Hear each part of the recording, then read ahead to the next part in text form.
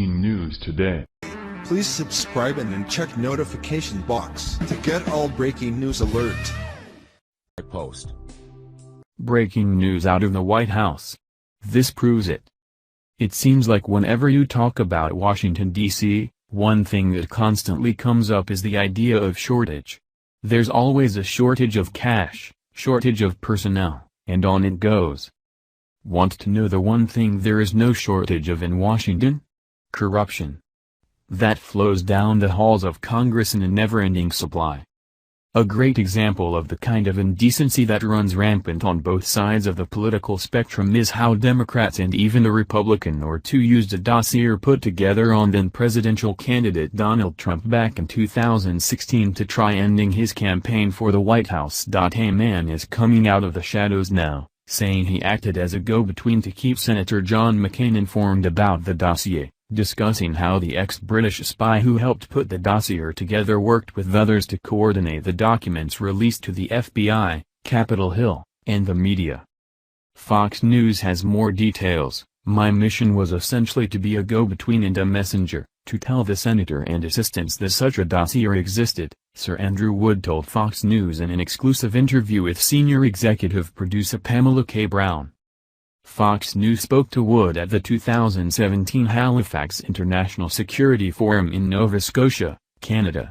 As Britain's ambassador to Moscow from 1995 to 2000, Wood witnessed the end of Russian President Boris Yeltsin and the rise of Vladimir Putin. Just after the U.S. presidential election in November 2016, Arizona GOP Senator McCain spoke at the same security conference.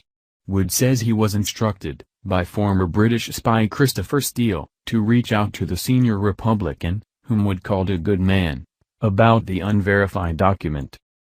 Wood insists that he's never read the dossier that his good friend and longtime colleague prepared. It was commissioned by opposition research firm Fusion GPS and funded by the Democratic National Committee and the Hillary Clinton campaign. Wood stated that in August of 2016, Steele came to me to tell me what was in it, and why it was important, Wood said. He made it very clear, yes, it was raw intelligence, but it needed putting into proper context before you could judge it fully.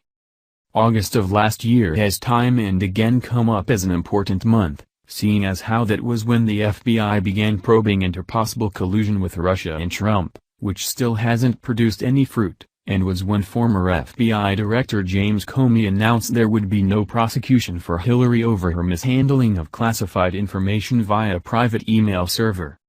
Court records from Britain indicate that Steele was paid a hefty sum of $168,000 by Fusion GPS founder Glenn Simpson to take the research about Trump and give it to 5 American media outlets, which turned out to be the New York Times, The Washington Post, CNN, New Yorker, and Yahoo News. As far as Senator McCain's involvement in this fiasco, it turns out McCain ordered one of his staffers, David J. Kramer, to get a personal briefing from Steele in Surrey. Once he returned to Washington, Fusion GPS would provide McCain with hard copies of the dossier. This past January is when McCain gave the dossier to the FBI, who already had a copy of their own from the Steele. The bottom line is this dossier was created for the sole purpose of destroying Trump so that Hillary could win the election. It's a dirty, underhanded attempt to nullify the voice of the people, voting, and manipulate them into choosing yet another progressive leader who will implement failed policies with the sole purpose of making America a socialist country. People in politics seem to have no shame.